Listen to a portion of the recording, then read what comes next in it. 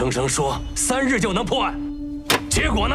本朝首辅大臣被人当街赐死，这就是你中不王、你们申不赢的本事吗？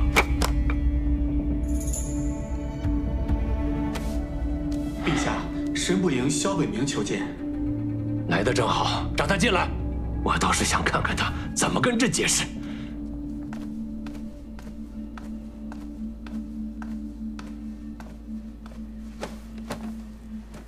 萧北明拜见陛下。好你个萧北明，沈大人之死，你难辞其咎。朕今天给你个体面的司法。陛下，此话从何说起？从何说起？从沈大人被人当街赐死说起。陛下，此事沈大人想亲自跟您禀报。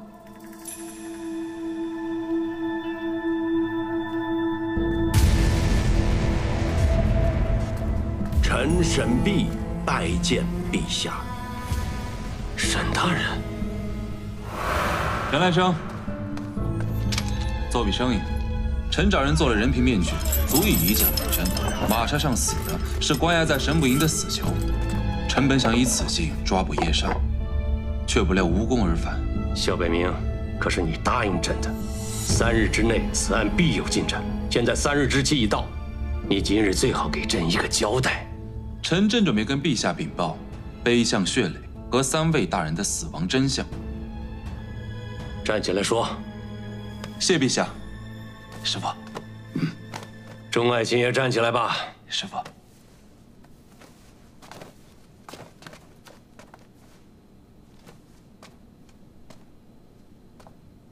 臣先从碑相血泪说起。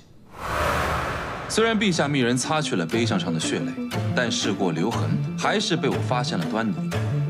其实所谓的血泪，只是一种特殊的蜡而已。有一种蜡，原名为摩罗蜡，是藩邦寺庙常用的一种祭祀物品，中原极为少见。此蜡常温下无色，但遇到温度上升，立即融化变色成血红色蜡液，又叫凤凰蜡，取凤凰浴火之意。祭祀之前，有人在碑相的眼睛上涂了凤凰蜡，一旦碑相流出血泪，他便着手杀死碑相上的功臣，造成天降惩罚的假象。这琅华阁戒备森严，那这贼人又是如何潜入涂蜡的呢？他不需要潜入，只需买通看守琅华阁的太监。他应该是没有想到此事会闹得这么大。臣发现他的时候，他已经畏罪自杀了，亦或是被叶煞给灭口了。那朕的3位辅臣离奇死亡，这又怎么解释啊？臣先从陆大人说起。臣在陆大人被害现场发现路边2侧的树木有丝线捆绑的痕迹。臣推测，是因为陆大人骑马高速奔驰时撞上了凶手提前绑缚的丝线，割断了喉颈。此线极为特殊，名为血容线，是江湖上一个善用暗器门派所制。此线坚韧无比，但遇血顷刻即溶，在丛林中只会被当作蛛丝，不会引起人的怀疑。那秦大人和樊大人呢？秦大人无端烈火焚身，是因为秦大人的衣服被人提前涂抹过一种特制的燃料，其中有硝石的成分。而秦大人素有眼疾，伏案显奏时一贯离灯烛极近，被火引燃了衣裳，在特制的燃料助燃下瞬间烧成灰烬。硝石味苦咸，一尝便可辨别出来。樊大人长有面疮，痛痒难忍，每日必用药浴洗脸，药包确实无毒，但有一味药分量却不对。那味药叫狼附子，按理1颗足矣，但那天的药包里却足有5颗。过量的狼附子毒性通过面疮破溃之处入体，令樊大人浑身麻痹，无法起身，直至在脸盆中活活溺死。而那镜子上的叶煞2字，则是提前用酸液写好，热气蒸腾下自己显形罢了。原来是这样，那你有没有查清楚这个人的身份呢？虽然叶煞破了臣的局，但他的身份微臣很快便能知晓。既然他破了你的局，你为什么如此自信，一定能够查到他的身份？因为此局是臣故意让他破的。我是同意你用4架马车来迷惑叶煞，但你怎敢背着我私自调用死囚来做局？你告诉我你是怎么想的？师父，您息怒。那4个死囚罪大恶极，百死难赎，用他们做饵能救沈大人一命，乃是他们死得其所。你混蛋！就算他们被定罪，在没有行刑之前，都有翻案的可能。你有什么权利剥夺他人的生命？在你眼里，到底有没有王法？师傅，徒儿认为有为之法，自当履之。囿于规矩之中，岂不自负手脚？特殊时期，特殊手段，不去变通，怎能破案？怎能抓捕叶少？我打死你！师傅，不是，徒儿之所以瞒着您，就是担心您反对此事。当时局势紧迫，徒儿只有一赌，徒儿赌对了。陛下没有怪罪于我们，叶少也中计了。眼下当务之急是抓捕叶少，而不是你我在此争论。师傅，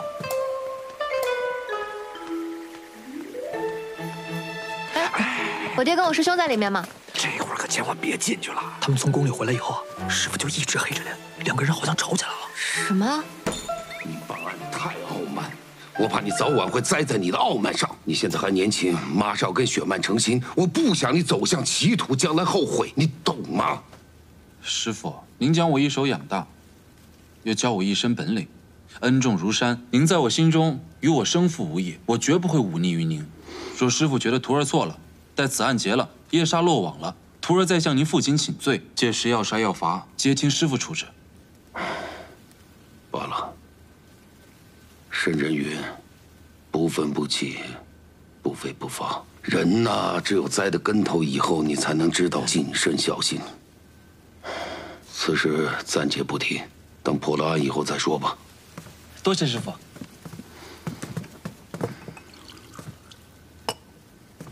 师傅，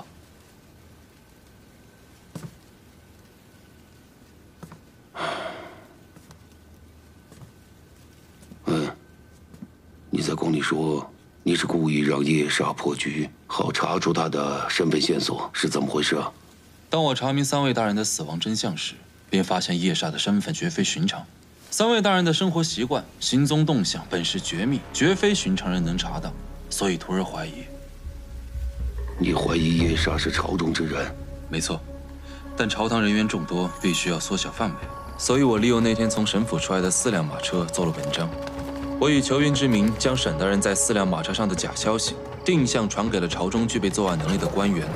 然而，只有我跟的这辆马车出了问题。沈大人，沈大人，就是说，知道这条路线的人罪不可疑。执掌军部刺剑营的殷二爷，此人武功高强，行事诡秘，而且跟江湖门派交往颇深。叶莎手上有如此之多的稀奇古怪的犯案工具，他的嫌疑极大。通灵人梅白鱼，大理寺丞。他的一手暗器功夫出神入化，数米之外银针刺穴不在话下。苗杰，天树阁天官，天树阁存档朝廷卷宗，除了能掌握3位大人的行踪轨迹、生活习惯之外，而且他是游侠出身，一身本领深不可测。这3个人虽有嫌疑，但没有直接的证据，而且这3人位高权重，绝顶聪明，跟踪调查必定会被发现。如果想有新的线索，就得真凶再度犯案。若任由他犯案，还会有更多的高官死于非命。现在朝廷已经不能再承受更多的动荡折损了。其实并非没有办法，只要寻个契机，将他们3人聚在一处，设法询问。徒儿有信心能分辨出谁是真正的叶莎。什么办法？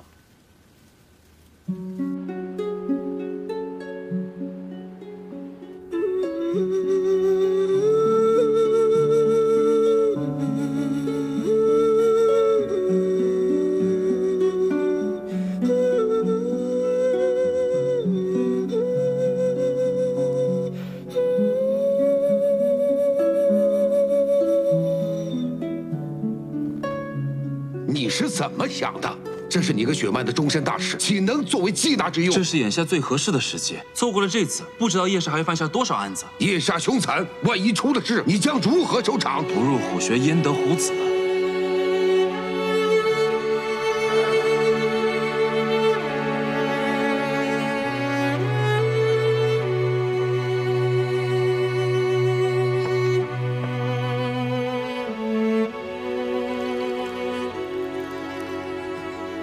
师傅，喝口茶吧。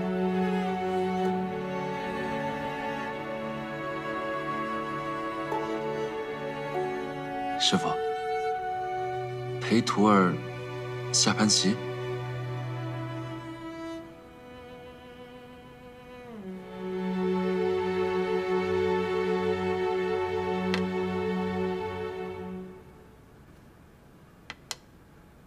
这不是我教你的路数，此番你是兵行险招啊。这是徒儿自创的。师傅，您要不要跟徒儿赌一局？下棋就下棋，我从来不以下棋赌任何事情。一旦掺有杂念，这棋局啊便不纯粹了。师傅，我已经戳穿了叶煞的身份了，他不是我的对手，为何明日我不能在场？就是因为你太想赢他了。这些年你屡破奇案，没人是你的对手。论破案、击凶这种才能，连我都得承认你已经青出玉蓝。那您明日更加应该带我。正因如此，你的心平静不下来。你太骄傲，甚至是自负。你把叶煞当成了可以跟你博弈的对手，而他真正的目的并不是为了赢你。师傅，徒儿不明白。叶煞比你之前遇到的所有对手更加可怕，他善用人心，而你那颗骄傲躁动的心，就是你最大的弱点。看似你赢他一步，可你怎么知道他没有后招？你又怎么知道他不是故意让你赢这么一步？一旦被他利用、牵制，后果不堪设想。您这是长他人志气，灭自己威风。师傅，我赢了。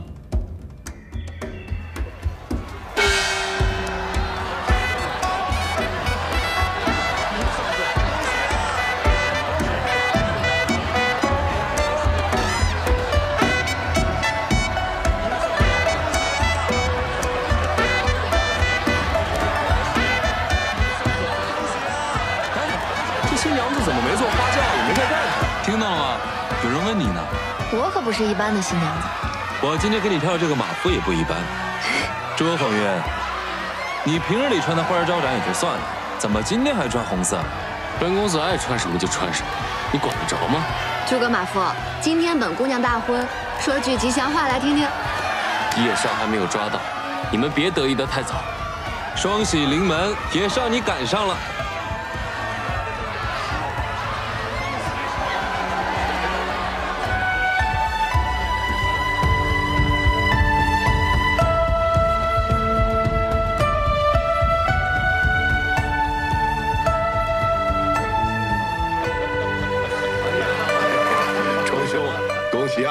国王千金大婚，请我等做证婚人。征兄，苗某，荣幸之极。不敢当，不敢当啊！三位大人能来，那是给我宗某的面子，天大的面子。传闻钟兄爱女如命，今日嫁女，不知钟兄是否有点不舍呀？谁说不是呢？小女啊，自有顽劣。如今有人娶她，也算了却了我一桩心事了。可是钟兄啊，你在这定风阁嫁女，这阵仗未免有些太大了些吧？外面不知道的人还以为你们神捕营有什么要紧的行动呢。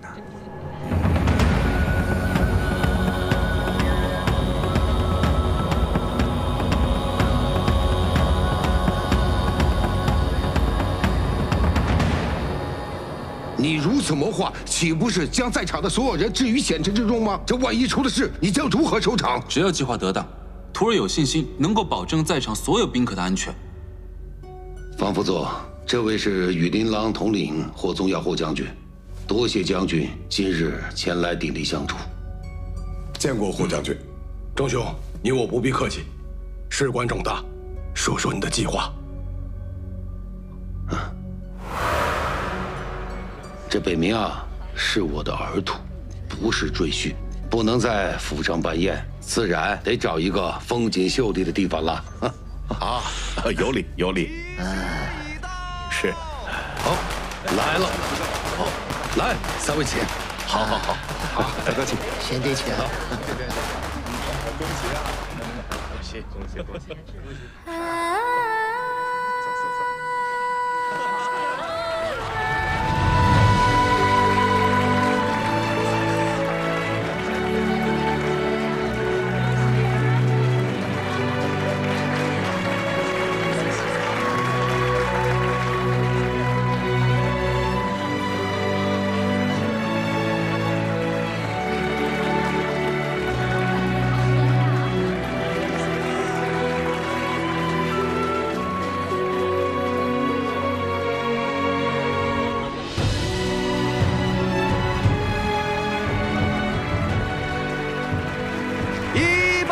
天地。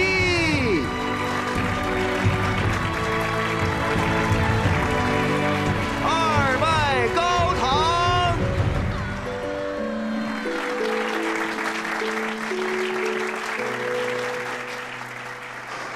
那雪曼呢？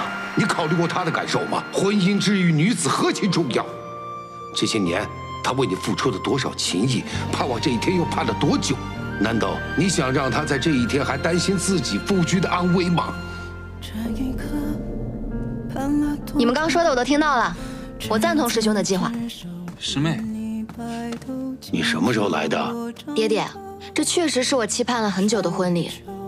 可在此之前，女儿首先是个捕快，身为捕快就不能任由凶手逍遥法外，不能任由无辜者枉死。我与师兄受朝廷俸禄，受百姓供养，便是上刀山下火海也不能却步，何况只是一场婚礼。而且，若是能借此婚礼成功缉拿夜煞，便是我与师兄给自己最好的新婚贺礼。爹，师兄他从来都没有输过，我比任何人都相信他。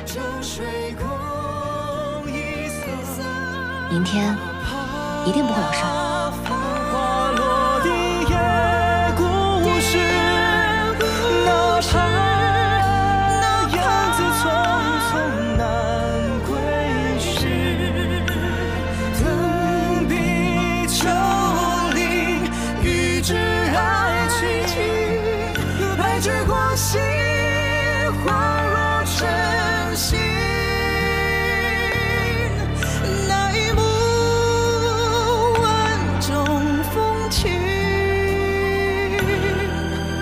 的出刀光剑影。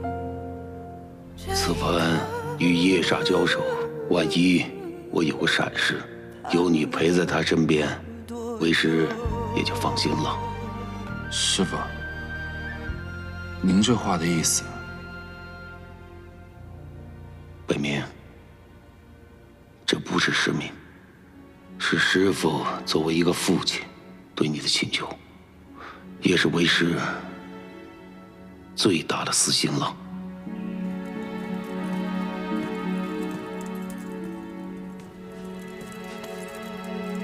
师兄，你在为爹爹担忧吗？你放心吧，爹是捕王，从未失手，抓到夜煞手到擒来。师妹，我总觉得哪里不对劲。我跟师父办案多年，无论对手多凶残，局势多凶险，师父都是淡定从容。可我从未见过昨日他那般神色。什么神色？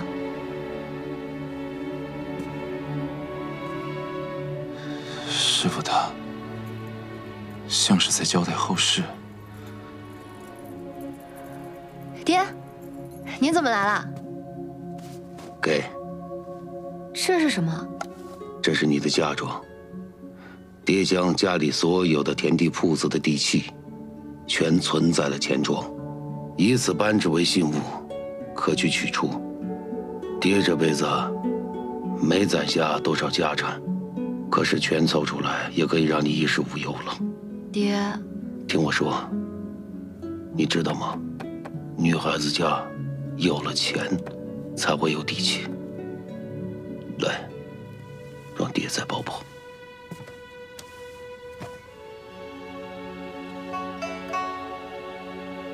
看你嫁人，爹也算是了却了一桩心事了。将来去了九泉之下见了你娘，也算是有个交代了。他昨日将这扳指交予我，说是我的嫁妆，但更像是托付。听闻来这定风阁，必游风波湖啊！这风波湖的美景，可真是惊中一绝。哎呀，梅兄所言极是啊！此事啊，我早已经安排妥当了。一会儿咱们就登船啊！湖光春色，美酒佳肴，岂不美哉呀？钟兄啊，先别着急，咱们先赏赏这院中的美景，然后啊，咱们再品上一杯香茶，如何？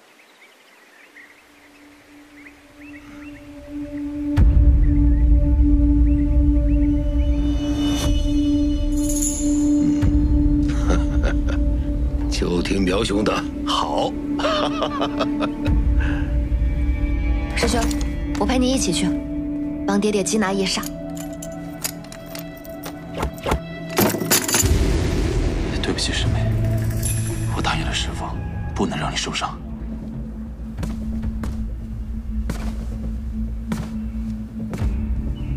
不要强行用内力充血，会受伤的。等我回来。各位大人啊，赶紧登船吧。好，请。请。好。诸位稍等。哟，新郎官来了。爹，你怎么来了？我来陪您和各位叔伯一同登船游湖啊。你应该在房间里陪着雪曼。就是雪曼让我来的，她见几位叔伯兴致不减，让我不要丢了礼数。你看，有我陪着各位叔伯，怎么会丢掉礼数呢？再说了，这大喜之日，各位叔伯都不会怪罪的，对吧？赶紧回去吧。爹，我……北冥，听话，回去。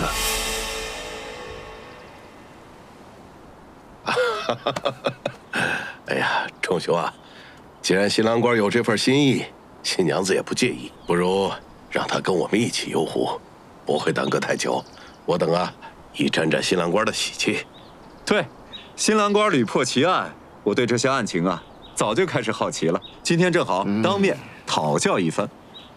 不错，有幸跟新郎官当面讨教，不枉来此参加喜宴一场啊。庶子无知，何来讨教呢？再说了，今日大喜之日，哪能让那个新娘独守空房呢？北冥，回去。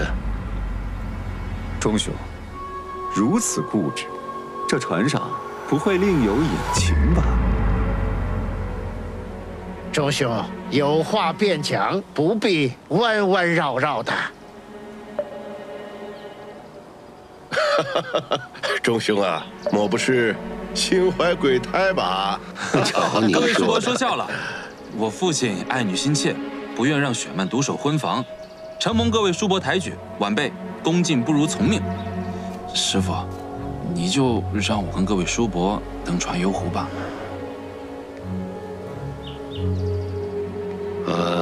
既然各位叔伯那么看得起，行吧，那就一同登船吧。谢师父。哎呀，贤侄啊，就问你屡破奇案呐，没想到一表人才啊！你一定要多敬我几杯酒啊！当然。今天可是要一醉方休。行。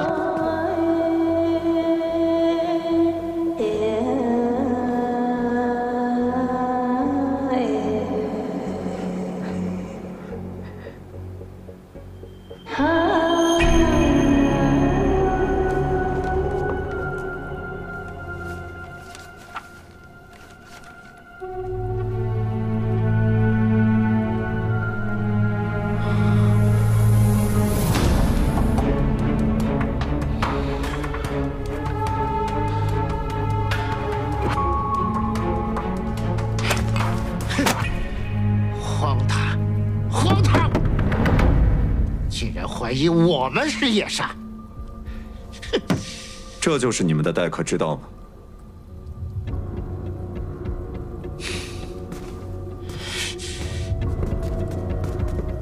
看来我们想走还走不成了。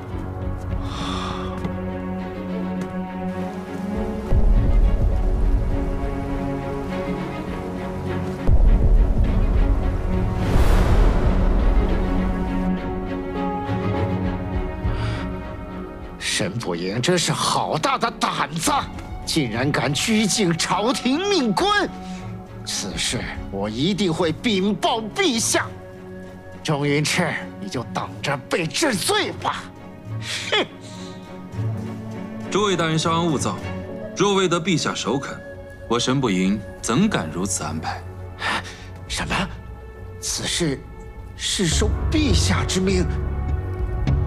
三位大人不必如此惊慌，只要三位大人能够很好的配合我们审问调查，查出夜煞真凶，解我大齐之忧，抓住凶手夜煞，事后钟某人定会上门谢罪。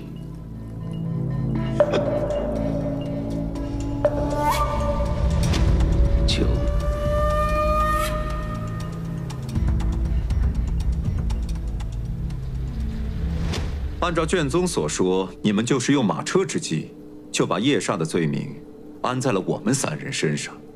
我说的没错吧？没错。梅大人，可有什么疑问？疑问不敢有，但是论到嫌疑，肯定不止我们3个人。要是知晓沈大人去向之人便是叶煞嫌犯，那么在此船上有嫌疑的，还有制定此计划的钟捕王和萧神捕啊。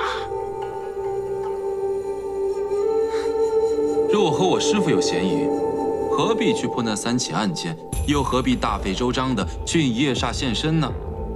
贼喊捉贼，那不是最常见的把戏吗？就像背向流血泪和3位大人的真正死因，只要知道其中办法，任谁都能做得到。说的没错，殷二爷江湖上面的渊源颇深，知道了一些杀人的手段和奇巧之物。但是2位好像也是知道了之后才开始破案的，谁能说得清楚是殷二爷知道的早，还是你们知道的早？是啊，这苗天官知道3位大人的生活行踪和生活习惯，你们神捕营想要查这些东西，不是轻而易举的事情啊。有意思。还有沈大人被刺一案，我们是提前知道沈大人在哪辆马车之上，你们师徒俩自然也知，而且沈大人是在马车内被暗器所伤，叶煞并未露面。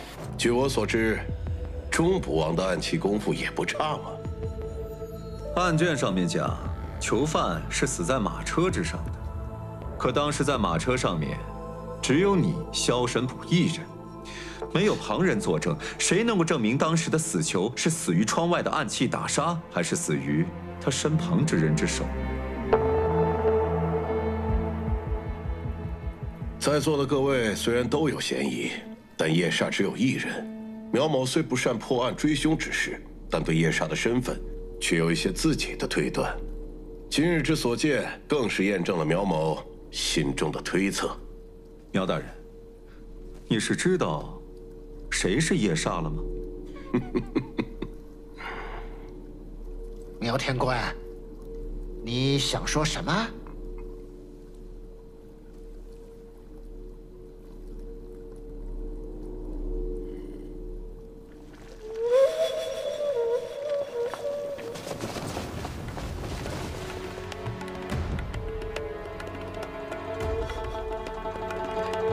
钟云赤，你还要伪装到何时？苗大人，休得妄言。钟捕王办案向来讲究法理法度，绝不做逾矩之事，朝廷官员人人皆知。今日却在没有证据的情况下引我等上船，更是布下伏兵，设下生死之局。这是钟捕王一向遵循的破案之法吗？这分明是灭口。先将我等杀死，再将叶煞之罪名随意安在船内任意之人的身上，其余之人可以说成与叶煞搏斗时不幸丧命，从而顺利脱身。萧神捕，为何你师父执意不让你上船？因为你根本就不在他计划之内。我说的对吗？钟捕王，钟云赤，还是应该叫你叶煞。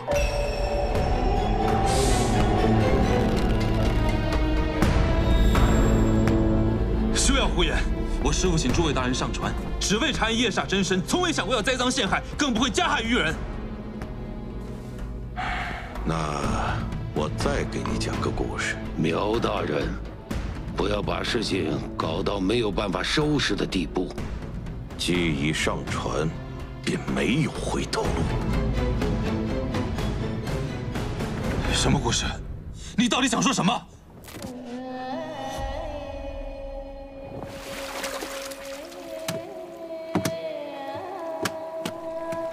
哼，钟捕王，这个故事你应该比我更清楚。可案发这么久，想必萧神捕根本不知道你其实本就知晓叶煞2字的真正含义。你不告诉他，难道是担心你当年做的事情被他知道？叶莎，还不认罪？还想让我继续说下去？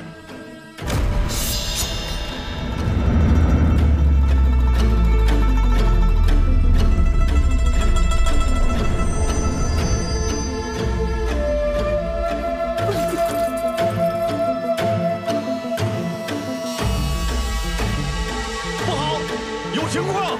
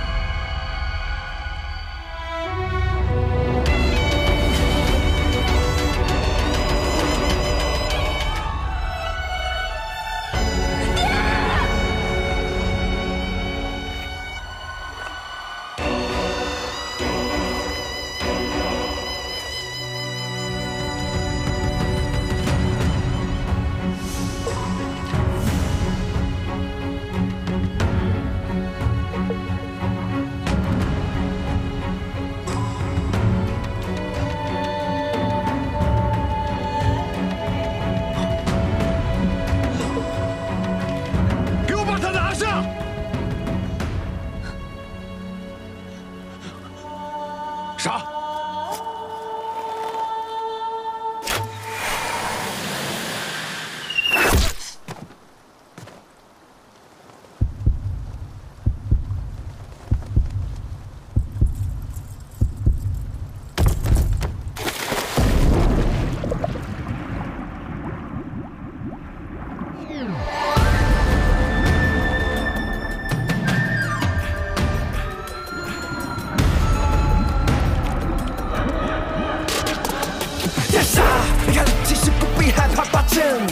还没得到的时候，你想必早已出现。带来碎破所有偏见，带来突出所有片面。我都不想争辩，睁眼终究逃不出我视线。龙吟呼啸，压不住我生来狂傲。剑一发，千马大剑，风吹半夜，声声狂笑。让刀光割裂的东风，把宝剑藏匿在水里。敌视自如何被冲锋，死不尽手中的铁戟。日剧太小，背靠窗把儿女情长的草鱼兽，用岁月的模样去刻刀上，带我拿下胜利的汤鱼肉。要用我的热血来燃尽这数不尽、玩不尽万里的仗。枪杆那红灯走向而过，谁敢以双剑来代替这家国兴亡？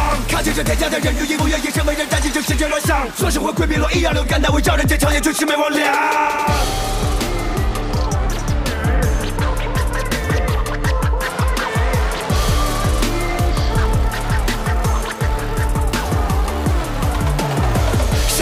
谁的剑，谁在背后伤人？有人狂，有人傲，有人让仇报莫嚣张。路上有红尘荡，他苦海破孽障，踏上火海笑沙场，目神与民拔剑。别杀，你看了其实不必害怕拔剑。还没得到的时候，理想必早已出现。带来碎破所有偏见，带来突出所有片面。我都不想争辩，睁眼终究逃不出我视线。龙吟呼啸，压不住我生来狂傲。剑一发，千马大剑，风吹半夜，声声狂笑。让刀光割裂这东风，把宝剑藏匿在水里。敌视自如何被冲锋，死不尽手中的铁戟。日剧太小，背靠窗把儿女情长的草鱼兽，用岁月的模样去刻刀上，带我拿下胜利的汤鱼肉。要用我的热血来燃尽这数不尽、玩不尽万里的仗。枪杆那红灯走向而过，谁敢以双剑来代替这家国兴亡？看见这天下的人，愿意不愿意身为人，燃尽这世界乱象。说是会溃比落一样流干，但为招人坚强，也绝世没王良。